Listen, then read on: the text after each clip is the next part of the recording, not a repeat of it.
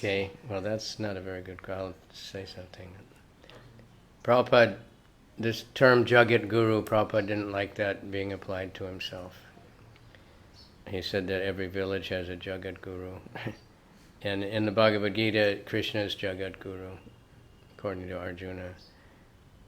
But why he's the founder Acharya of ISKCON, what makes his position, what he is, of course the results speak for it. Look at the results and just look any temple practically.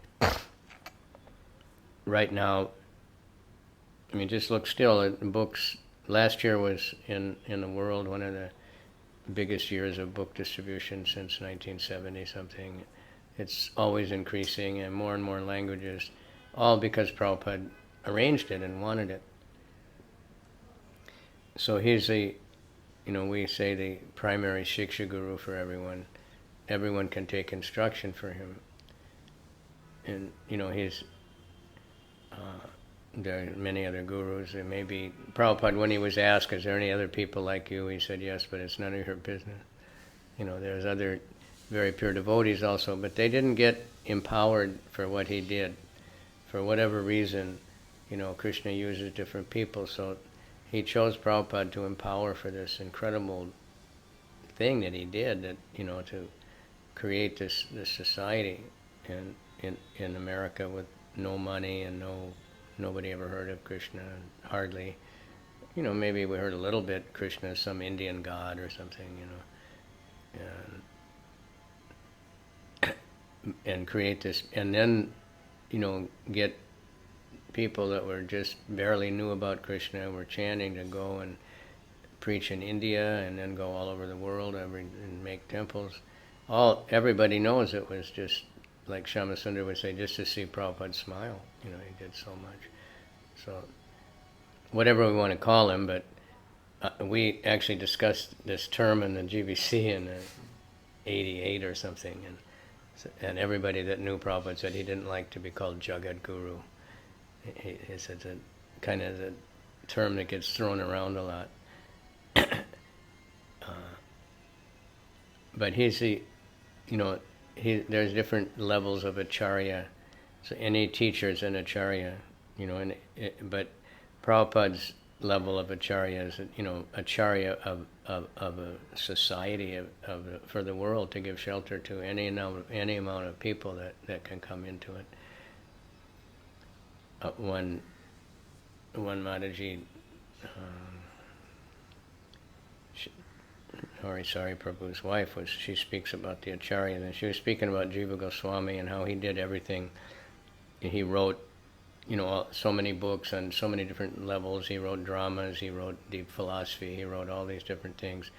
But not only that, he was the huge manager of all the Vaishnavas, and he's the one that arranged all the properties in Vrindavan and, different temples, and, he was on top of everything. And I was listening, it was exactly like reading about Prabhupada, how he created ISKCON. Because he also, was writing all these books which charm everybody, and teaching everybody how to chant Hare Krishna. At the same time, he was meticulously organizing a society and the BBT and taking care of every detail. Like, after a few years, when he had a few devotees, that were really trained up, he let them make decisions, but they always had to check with him. Right up to the end, practically. He didn't let go of making sure that everything was done exactly right.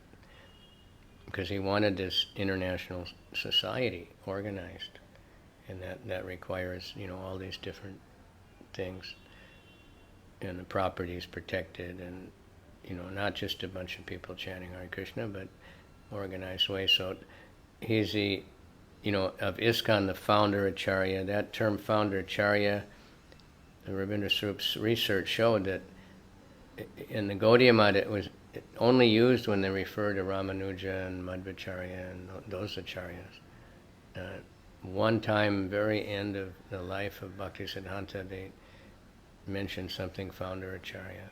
But Prabhupada, he gave himself that title, but it wasn't a false ego thing. It was, he had to establish his position. And he was very insistent that every letter, every temple, every building had written on it, Founder Acharya A.C. Bhaktivedanta Swami. So that no one else can be that. It's like original, It's like someone says, I'm God, but then God is original. How can you can become God? No, and you can't become the Founder Acharya. But sometimes a few devotees, even in Prabhupada, I'm the Founder Acharya of this place, but that term is saved in our movement only for Prabhupada, and it has such a great meaning, and it's for anybody who wants to join up and have a little humility and take part in such a big society.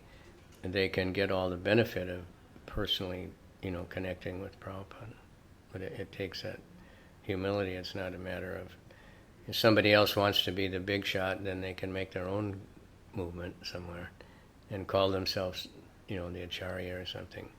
But they won't be connected with Prabhupada in the same way. So there's no limit what history will show more and more what Prabhupada did, and the more people hear about it, the more it's mind-boggling. But one in London, when they had the big battle for the manor, the government was trying to say they could only have it, as a monastery and no public programs. And Prabhupada said Prabhupada had said that another time, so they gave this court all the books, and the judge actually assigned one man to read all the books. And he did. And then he especially liked the Lilamrita. And he addressed the devotees and he said, you don't know what your spiritual master did. And they were saying, oh, we know what he did, what are you talking about? And, he did this, he did that, he went to America. And he said, yes, but he was 70 years old. And they said, yeah, we know that. He said, but you've never been 70 years old. You don't know what it means to do that at 70 years old, to take off with no money, go to a country that, as far as India was concerned, was you might as well go to, I don't know where now, just savages, if it even existed practically, many people thought, it's just the end of the world. You go there and it's just all demons and, war, whatever they thought it was. But he didn't worry about it. He saw Krishna in everyone's heart. Krishna chose to empower him, and there's no question that he did that, and he did it totally selflessly, and the results are still showing more and more. The more people look at what this movement is, and and if they look a little deeply and see how it's organized and how, still Prabhupada set up the GBC to watch over everything, and amazing things he did in such a short time, and that somehow or other it still goes on because people are connected to Prabhupada and so inspired by him. Even people that never met him, but they're just so inspired the more they hear about him, and they tune right in. So we use that term is very lovingly, but it's not a light term, Founder Acharya. It's not just some title that Prabhupada gave himself, so he would be special. It was a very, very important thing to protect the whole movement, to protect all of us from, thinking I can be something big. We always know that he's there and always have to remember it's his society. And if demigods want to come, and people from all over the universe, they can also come. Prabhupada said they're coming. We don't recognize them. They came at the time of Lord Chaitanya's birth. They just looked like villagers. They didn't show up as demigods. And they're not going to now, show up in demigod bodies. They're going to come in ordinary bodies and join the Sankirtan movement. But everyone is welcome. So the ISKCON is where Prabhupada stays, and he said that many times. And so to go anywhere else, you're not going to be with Prabhupada no matter what somebody says. They may have Prabhupada's books, and they may say, yeah, rah, rah, but then if you examine, they're not following what he said. Because he said stick together, basic things. So that's my opinion. As like I said, someone may say, well, you have a big position, but I can't help that either. I didn't pay for it, but Krishna gives it. But Krishna can take away in a few minutes also, anything. But we don't want to lose that connection with Prabhupada. And it's available for everyone that will humbly join ISKCON and have a service attitude. Books are there for everyone. Most of us as Prabhupada's disciples, our only real association, now we have more association by hearing because we have everything, all the recordings ever made. We didn't, when I was traveling Sankirtan, we had a few, we didn't have any lectures, I think. We had a few bhajans, Prabhupada's bhajans, and recorded. They were just getting put together. And of course we had the books, but we didn't have all the books. They were coming out, every once in a while. Now everybody's got all the books immediately. They've got all the lectures. They got movies. They got so many people remembering their time with Prabhupada. We didn't have any of that. We just knew, and Prabhupada was so powerfully present. And some of us were fortunate at least to be where he was and hear the classes or something. But now it's available for everyone. But one has to just take it, understand. We can lament, Vrindavan Das Thakur lamented why I wasn't born in the time of Lord Chaitanya and didn't get his association, but he didn't take initiation from Lord Chaitanya or something. He took what Krishna gave him, and many of the great acharyas had that same sort of feeling. Why did I miss out on this? Why did I miss that? But that's their intense feelings of separation, which connects them more closely, because in that way we can connect. So, but Prabhupada, he made such arrangements to be present for everybody.